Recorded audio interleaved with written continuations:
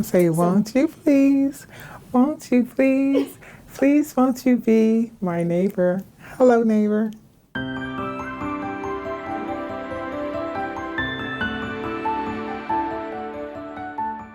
I love Mr. Rogers. It felt like I was going into a different world. I remember watching Mr. Rogers, and I remember being especially intrigued by the land of make-believe. One of those things that kind of subtly gave me permission to know that it's okay to daydream. The singing part, I love it. He used to sing a lot.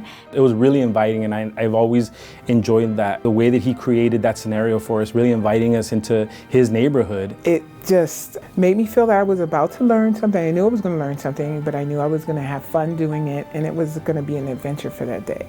We even had a moment like, let's bow our heads, give him, a little time, because it really impacted us, like as kids. Mr. Rogers was really good at expressing how much relationships matter. When you go and he goes and walk through the community, you see the mailman and you see the different people.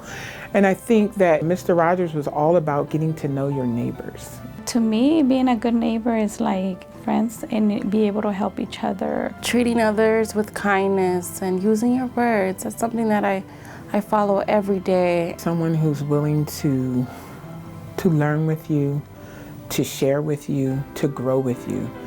I think what makes a good neighbor is being there for one another. To be able to include differences, people that spoke differently, people that dressed differently. And I think that that's what Mr. Rogers was more about, was like, you know what, I love everybody. I don't care their race, their color, anything, I just love people. When you teach children about kindness, about diversity, about knowing how to express your feelings and not shying away from them but leaning into it. And talk to them like they do understand. They may be young people, but they do understand if we talk to them. It's just knowing that that person is there for you in your time of need. It's something that they are going to carry with them when they become an adult, and hopefully when they look back at their childhood, they'll be very appreciative. And whether they hear it from Mr. Rogers, whether they hear it from teachers today, it's really important that they do. That's what children kind of gravitate to. Families and like that, children need that special place to feel like that they are included, to feel safe. I think with Mr. Rogers, his message was really simple. Be kind to people. I think by being kind to one another in this world, in this universe, it only brings, it's only beneficial to us.